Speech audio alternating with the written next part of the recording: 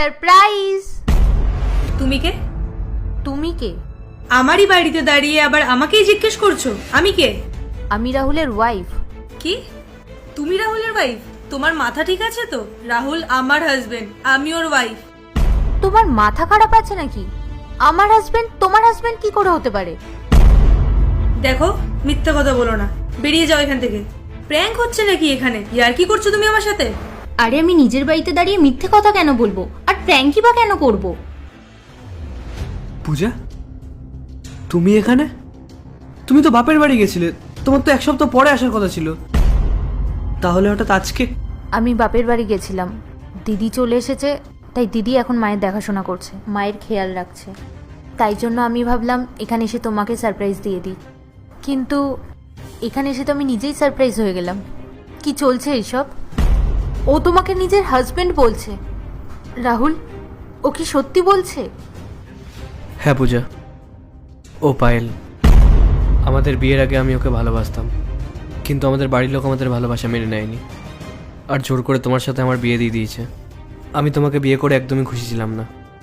বিয়ের পরেও আমার পায়েলের কথা বারবার মনে পড়তো, তাই আমি একদিন ঠিক করে নিলাম তোমাকে বাড়ি থেকে বের করে দিয়ে ওকে আমার জীবনে নিয়ে আসবো।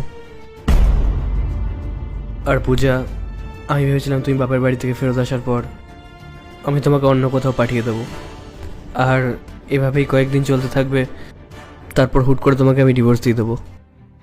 কিন্তু তুমি আজকে হঠাৎ করে এভাবে চলে আসবে সেটা আমি ভাবতে পারিনি। আর এখন যখন সব জানাজানি হয়েই গেছে, তখন আমি তোমার কাছে ক্ষমা চাইছি। আমি জানি পূজা, এখানে তোমার কোনো ভুল নেই, কিন্তু আমিই বা কী করতাম বলো? আমি যাকে ভালোবাসতাম তাকে আমার জীবনসঙ্গিনী হিসেবে বেছে নিলাম। আচ্ছা, এখন আমি বুঝতে পারলাম তুমি আমাকে বাপের বাড়ি পাঠানোর জন্য কেন এত ব্যস্ত হয়ে পড়তে। আমি বাপের বাড়ি মায়ের দেখাশোনা করতে যাই, আর সেই সময় তুমি ওর সাথে নতুন করে আবার সংসার শুরু করো। রাহুল, তুমি তো আমাকে ভালোবাসোনি, কিন্তু আমি তো তোমাকে ভালোবাসতাম। তুমি আমার লাইফটা বরবাদ করার আগে একবারও ভাবলে না? এটা ভাবলে না যে তোমাকে ছাড়া আমার কি হবে? আর তুমি আমাকে মিথ্যে কথা বলে, আমাকে চিট করে ওকে বিয়ে করে নিলে। তুমি আমার লাইফটা তো শেষ করেইছো, সাথে সাথে এই মেয়েটার জীবনটাও নষ্ট করলে। তুমি নিজেও বুঝতে পারছো না রাহুল, তুমি দুটো জীবন নষ্ট করে কতটা রিল্যাক্সে জীবন কাটাচ্ছ।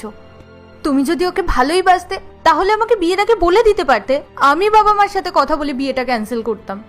এখন আর কি, এখন তো তুমি দুজনের জীবনটা নষ্ট করেই দিয়েছো।